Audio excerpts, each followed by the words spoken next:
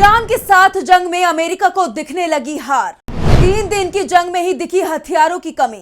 एक सप्ताह की जंग के लायक भी नहीं बची इंटरसेप्टर मिसाइलें। ट्रंप ने फ्रांस, जर्मनी और ब्रिटेन से मांगी मदद। अमेरिका और ईरान के बीच जंग का भी तीसरा ही दिन चल रहा है, लेकिन 3 दिन की ही जंग में अमेरिका घुटनों पर दिखाई दे रहा है।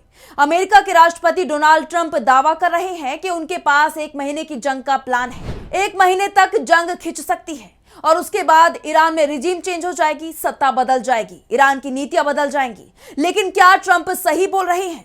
ट्रंप 1 महीने तक जंग की बात तो कह रहे हैं, लेकिन क्या अमेरिका के पास 1 सप्ताह और जंग लड़ने की ताकत बची है? 3 दिन में ही अमेरिका की हालत खराब होती दिखाई दे रही है। जिस तेजी से अमेरिका अपने हथियारों का इस्तेमाल कर रहा है, उसके बाद सवाल ये उठ रहे हैं कि अगर जंग लंबी चली तो क्या अमेरिका के पास ईरान का मुकाबला करने के लिए हथियार बचेंगे? और यही कारण है कि डोनाल्ड ट्रंप अब नेटो सहयोगियों से मदद मांग रहे हैं। ऐसे में सवाल उठ रहे हैं कि क्या ईरान पर हमला कर मुसीबत में फंस गया है अमेरिका? आज हम अपनी स्पेशल रिपोर्ट में इसी पर करेंगे बात। नमस्कार, मैं आंचल।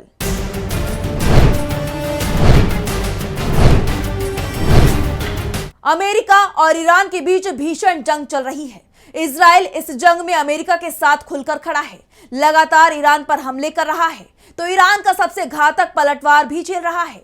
इजराइल के अलावा ईरान हर उस जगह को निशाना बना रहा है जहां अमेरिकी सैनिकों की मौजूदगी है। अमेरिका के सैन्य बेसों पर ईरान हमले कर रहा है।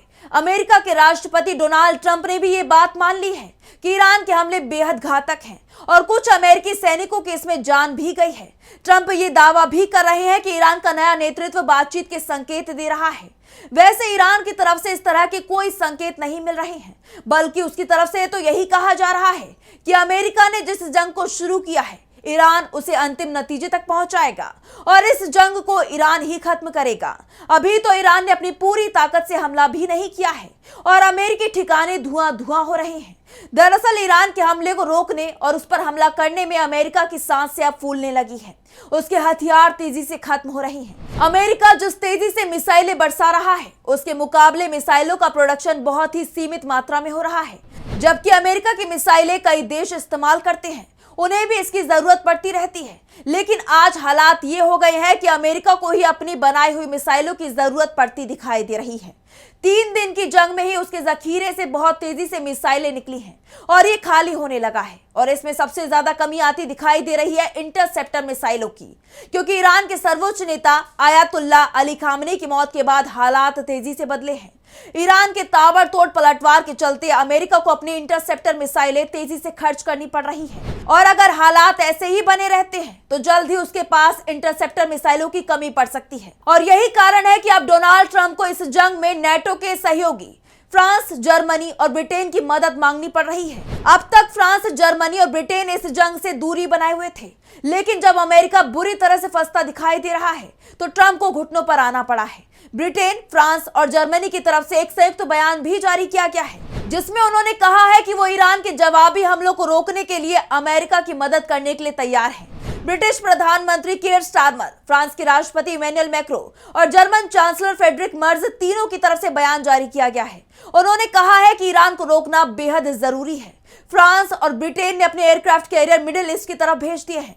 अब आप सोच रहे होंगे कि जब अमेरिका इतना ताकतवर है, इजराइल के साथ मिलकर ईरान पर हमला कर रहा है, ईरान को बड़ा नुकसान भी हुआ है, उसके supreme leader Ayatollah Ali Khamenei सहित टॉप लीडरशिप का बड़ा नुकसान हो चुका है, फिर भी अमेरिका को अपने दूसरे सहयोगी की मदद क्यों लेनी पड़ रही है, खास तौर पर ईरान के हमले से बचने के लिए? इसका कारण खुद अमेरिका ने ही बता दिया है। अमेरिका के बड़े media house the wall street journal की रिपोर्ट में कहा गया है कि ईरान के साथ जंग में अमेरिका पर भारी दबाव है। अमेरिका तेजी से अपने हथियारों का इस्तेमाल जंग में कर रहा है, खास तौर पर उसका एयर डिफेंस सिस्टम सबसे ज्यादा इस्तेमाल हो रहा है। लगातार एयर डिफेंस इंटरसेप्टर मिसाइलें इस्तेमाल की जा रही हैं। इन मिसाइलों का इस्तेमाल दुश्मन की मिसाइलों और ड्रोन को हवा में ही मार गिराने के लिए किया जाता है।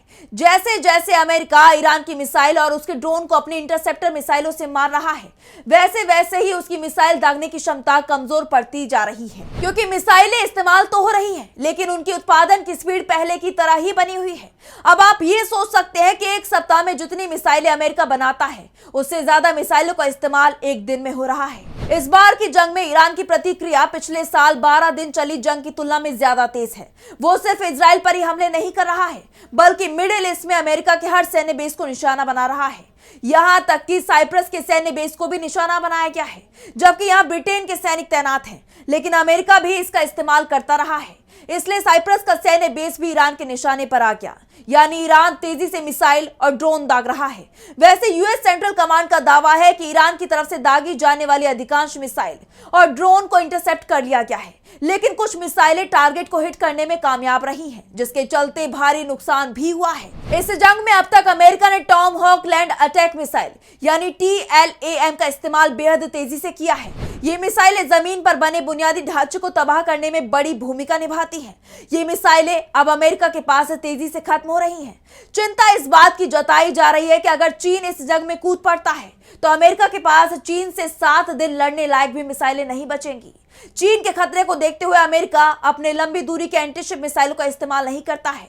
अब तक ये खबर सामने नहीं आई है कि अमेरिका ने इस मिसाइल का भी इस्तेमाल किया है, और उसका कारण है क्योंकि ये माना जा रहा है कि अगर चीन के साथ कोई जंग होती है तो सबसे खतरनाक लड़ाई समुद्र में ही लड़ी जाएगी। आज की तारीख में संख्या के हिसाब से चीन के पास सबसे ज्यादा युद्धपोत है।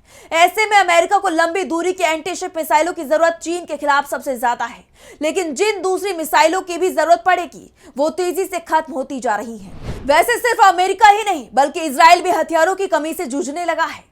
इजराइल के पास एरो 3 एयर डिफेंस इंटरसेप्टर और एयर लॉन्च्ड बैलिस्टिक मिसाइलों का स्टॉक तेजी से घट रहा है। ये एयर डिफेंस सिस्टम बैलिस्टिक मिसाइलों को रोकने के लिए डिजाइन किया गया है, और ईरान के पास इन मिसाइलों का ढेर लगा हुआ है। और यही कारण है कि अब अमेरिका चाहता है कि पूरा नेटो उसके साथ मिलकर ईरान पर हमला बोले।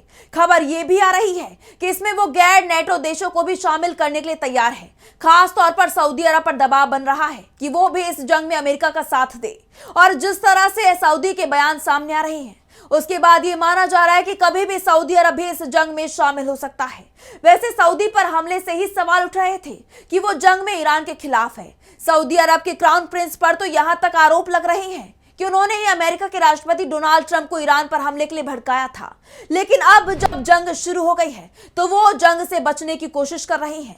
लेकिन अमेरिका अब पूरी दुनिया को इस जंग में शामिल करने की तैयारी कर रहा है, क्योंकि ट्रंप भले ही दावा कर रहे हो कि वो 1 महीने की जंग के लिए तैयार है, लेकिन अमेरिकी हथियार जिस तेजी से खत्म हो रहे हैं, उसके बाद ये माना जा रहा है कि अगर अमेरिका के दोस्त उसके साथ नहीं आते हैं तो अमेरिका 1 सप्ताह भी जंग नहीं खींच पाएगा।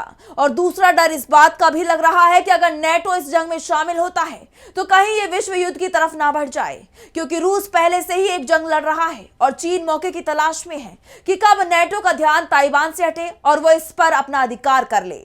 तो फिलहाल स्पेशल रिपोर्ट में बस इतना ही। वीडियो पसंद आए तो लाइक करें, साथ ही हमारे चैनल को सब्सक्राइब करें। नमस्कार।